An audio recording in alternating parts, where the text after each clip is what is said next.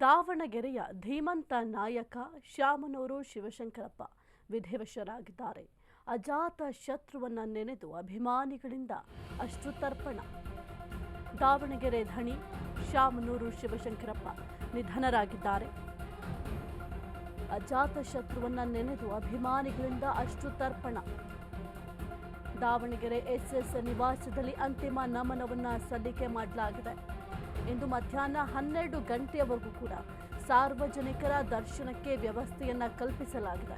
ಮಾಜಿ ಸಚಿವ ಶಿವಶಂಕರಪ್ಪ ಪಾರ್ಥಿವ ಶರೀರಕ್ಕೆ ಪೂಜೆ ಮಧ್ಯಾಹ್ನ 12 ಗಂಟೆಯ ಬಳಿಕ ಹೈಸ್ಕೂಲ್ ಮೈದಾನಕ್ಕೆ ಶಿಫ್ಟ್ ಮಾಡಲಾಗುತ್ತೆ. ಹೈಸ್ಕೂಲ್ ಮೈದಾನದಲ್ಲಿ ಅಂತಿಮ ದರ್ಶನಕ್ಕೆ ವ್ಯವಸ್ಥೆಯನ್ನ ಕಲ್ಪಿಸಲಾಗುತ್ತೆ. ದಾವಣಗೆರೆಯ ಧೀಮಂತ ನಾಯಕ ಶಾಮನೂರು ಶಿವಶಂಕರಪ್ಪ ಅವರು ವಿಧಿವಶರಾಗಿದ್ದಾರೆ. ಸಾಕಷ್ಟು ಅಭಿಮಾನಿಗಳು ಕೂಡ ಮನೆಯ ಬಳಿ ಕೂಡ ಜಮಾಯಿಸಿದ್ದಾರೆ. ಜೊತೆಗೆ ಹೈಸ್ಕೂಲ್ ಮೈದಾನದಲ್ಲೂ ಕೂಡ ಸಾಕಷ್ಟು ಅಭಿಮಾನಿಗಳು ಬೆಂಬಲಿಗರು ಆಗಮಿಸಿದ್ದಾರೆ.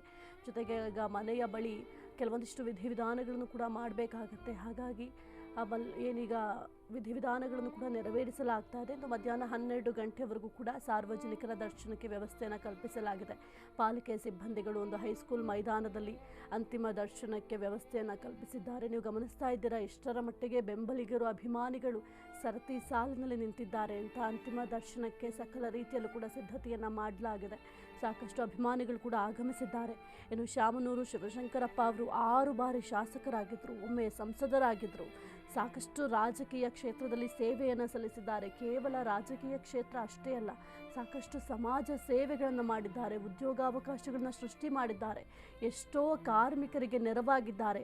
ಒಂದು ಟೈಮಲ್ಲಿ ಒಂದು ಕೈಗಾರಿಕೋದ್ಯಮ ಅನ್ನೋದು ಕ್ಷೀಣಿಸ್ತಾ ಇತ್ತು. ಎಷ್ಟೋ ಕೈಗಾರಿಕೆಗಳು ಬಾಗಿಲನ್ನು ಬಂದ್ ಮಾಡ್ಕೊಂಡು ಬಿಟ್ಟಿದ್ರು. ಅಂತಹ ಸಂದರ್ಭದಲ್ಲಿ ಸಾಕಷ್ಟು ಉದ್ಯಮಿಗಳು, ಕಾರ್ಮಿಕರು ಬೀದಿ ಪಾಲಾದರು. ತಮ್ಮ ಕುಟುಂಬದವರ ಜೊತೆ ಬೀದಿ ಪಾಲಾದರು.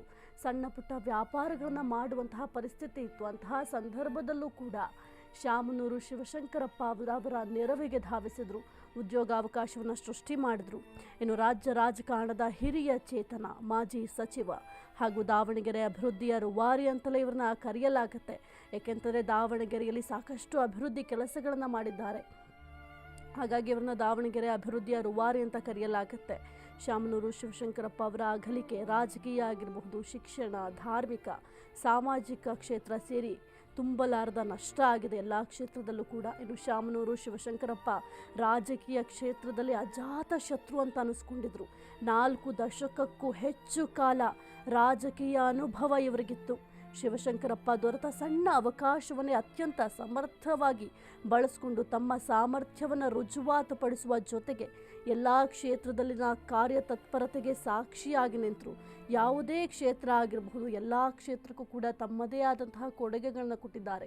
ರಾಜಕೀಯ ಕ್ಷೇತ್ರದಲ್ಲೂ ಅಷ್ಟೇ ಸಾಕಷ್ಟು ಕೊಡುಗೆಗಳನ್ನು ಕೊಟ್ಟಿದ್ದಾರೆ. ಶಿವಶಂಕರಪ್ಪ ಅಗಲಿಕೆಗೆ ತವರಿನಲ್ಲಿ ನೀರವ ಮೌನ ಆವರಿಸಿದೆ. ಹೈಸ್ಕೂಲ್ ಮೈದಾನದಲ್ಲಿ ಅಂತಿಮ ದರ್ಶನಕ್ಕೆ ವ್ಯವಸ್ಥೆ. ಸಂಜೆ 5:30 ಸುಮಾರಿಗೆ ಶಾಮನೂರು ಅಂತ್ಯ ಸಂಸ್ಕಾರವನ್ನು ಮಾಡಲಾಗುತ್ತೆ. ವೀರಶೈವ ಸಂಪ್ರದಾಯದಂತೆ ನಡೆಯಲಿರುವ ಅಂತ್ಯಕ್ರಿಯೆ. ಪತ್ನಿ ಸಮಾಧಿ ಪಕ್ಕದಲ್ಲೇ ಅಂತ್ಯಕ್ರಿಯೆಗೆ ನಿರ್ಧಾರವನ್ನು ಮಾಡಲಾಗಿದೆ. ಕಲ್ಲೇಶ್ವರ ರೈಸ್ ಮಿಲ್ ಜಾಗದಲ್ಲಿ ಅಂತ್ಯ ಸಂಸ್ಕಾರಕ್ಕೆ ಸಿದ್ಧತೆಯನ್ನ ಮಾಡಲಾಗಿದೆ. ಸಕಲ ಸರ್ಕಾರಿ ಗೌರವದೊಂದಿಗೆ ಅಂತ್ಯಕ್ರಿಯೆಯನ್ನು ನೆರವೇರಿಸಲಾಗುತ್ತೆ. ಶಿವಶಂಕರಪ್ಪ ಅಗಲಿಕೆಗೆ ತವರಿನಲ್ಲಿ ಸದ್ಯಕ್ಕೆ ನೀರವ ಮೌನ ಆವರಿಸಿದೆ. ಹೈಸ್ಕೂಲ್ ಮೈದಾನದಲ್ಲಿ ಅಂತಿಮ ದರ್ಶನಕ್ಕೆ ಒಂದು ಕಡೆ ವ್ಯವಸ್ಥೆಯನ್ನು ಮಾಡಲಾಗಿದೆ. ಜೊತೆಗೆ ಅಂತ್ಯಕ್ರಿಯೆಗೂ ಕೂಡ ವ್ಯವಸ್ಥೆಯನ್ನು ಮಾಡಲಾಗಿದೆ. ಸಂಜೆ 5:30 ಸುಮಾರಿಗೆ ಶಾಮನೂರು ಅಂತ್ಯ ಸಂಸ್ಕಾರವನ್ನು ಮಾಡಲಾಗುತ್ತೆ. ಅದು ಕೂಡ ವೀರಶೈವ ಸಂಪ್ರದಾಯದಂತೆ ಅಂತ್ಯಕ್ರಿಯೆ ನಡೆಯಲಿದೆ. ಇನ್ನು ಪತ್ನಿ ಸಮಾಧಿ ಪಕ್ಕದಲ್ಲೇ ಅಂತ್ಯಕ್ರಿಯೆಗೆ ನಿರ್ಧಾರವನ್ನು ಮಾಡಲಾಗಿದೆ.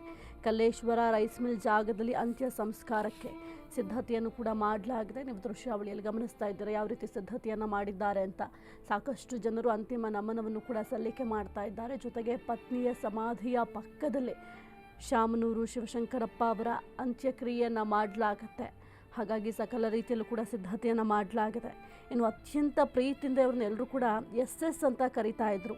ಶಾಮನೂರು ಅಂದರೆ ಎಲ್ಲದಕ್ಕೂ ಕೂಡ ಎಸ್ ಅಂತಲೇ ಹೇಳ್ತಾ ಇದ್ರಂತೆ. ಹಾಗಾಗಿ ಅವ್ರನ್ನ ಎಸ್ ಅಂತ ಕರಿತಾ ಇದ್ರು. ಅವರ ರಾಜಕೀಯ ಹಾದಿಯೂ ಕೂಡ ಬಹಳ ರೋಚಕ ಆಗಿತ್ತು. 60-70ರ ದಶಕದಲ್ಲೇ ರಾಜಕೀಯ ಜೀವನವನ್ನು ಪ್ರವೇಶಿಸಿದ ಅವರು ನಗರಸಭೆ ಸದಸ್ಯರಾಗಿದ್ದರು, ಅಧ್ಯಕ್ಷರಾಗಿದ್ದರು, ಶಾಸಕರಾಗಿದ್ದರು, ಜೊತೆಗೆ ಸಂಸದರಾಗಿದ್ದರು, ದಾವಣಗೆರೆ ಜಿಲ್ಲಾ ಉಸ್ತುವಾರಿ ಸಚಿವರಾಗಿಯೂ ಕೂಡ ಸೇವೆ ಸಲ್ಲಿಸಿದ್ದಾರೆ. ಸಾಕಷ್ಟು ಕ್ಷೇತ್ರಗಳಲ್ಲಿ ಹೆಸರುವಾಸಿಯಾಗಿದ್ದರು, ಸಾಕಷ್ಟು ಕ್ಷೇತ್ರಗಳಲ್ಲಿ ಸೇವೆಯನ್ನು ಸಲ್ಲಿಸಿದ್ದಾರೆ. ಜನರ ಸೇವೆಯೇ ನನ್ನ ಉದ್ದೇಶ ಅಂತ ಹೇಳ್ತಾ ಇದ್ರು. ಹಾಗಾಗಿ ಸಾಕಷ್ಟು ಸೇವೆಯನ್ನು ಮಾಡಿದ್ದಾರೆ, ಜನರಿಗಾಗಿಯೇ ನಾನಿರುವುದು ಅಂತ ಕೂಡ ಹೇಳ್ತಾ ಇದ್ರು. ಇನ್ನು ಮಾತೃಪಕ್ಷ ಕಾಂಗ್ರೆಸ್ ಅಷ್ಟೇ ಅಲ್ಲದೆ ಉಳಿದೆಲ್ಲ ರಾಜಕೀಯ ಪಕ್ಷದಲ್ಲೂ ಕೂಡ ಆಪ್ತ ವಲಯವನ್ನು ಹೊಂದಿದ್ದವರು. ರಾಜಕೀಯವನ್ನು ರಾಜಕಾರಣಕ್ಕಷ್ಟೇ ಸೀಮಿತಗೊಳಿಸಿ ಸ್ನೇಹ ಬಾಹುಗಳನ್ನು ಎಲ್ಲರೆಡೆ ಚಾಚಿಕೊಂಡಿದ್ರು. ಬೇರೆ ರಾಜಕೀಯ ಪಕ್ಷಗಳ ಮುಖಂಡರ ಕುಟುಂಬದೊಂದಿಗೂ ಕೂಡ ತಮ್ಮ ಮೊಮ್ಮಕ್ಕಳ ಮದುವೆಯ ವೈವಾಹಿಕ ಸಂಬಂಧವನ್ನು ಬೆಸೆದು ರಾಜಕಾರಣವೇ ಬೇರೆ, ಕೌಟುಂಬಿಕ ಸಂಬಂಧಗಳೇ ಬೇರೆ ಎಂಬುದನ್ನು ಸ್ಪಷ್ಟವಾಗಿ ತೋರಿಸಿದ್ರು. ಅವರು ಯಾವತ್ತೇ ಆಗಿರ್ಬೋದು, ಕೆಲಸ ಕುಟುಂಬ ಅಂತ ಬಂದಾಗ ಕೆಲಸವನ್ನೇ ಬೇರೆ ರೀತಿ ನೋಡ್ತಾ ಇದ್ರು. ಕುಟುಂಬಕ್ಕೆ ಬೇಕಾದಂತಹ ಪ್ರಾಮುಖ್ಯತೆ ಕುಟುಂಬಕ್ಕೆ ಕಲ್ಪಿಸ್ಕೊಡ್ತಾ ಇದ್ರು.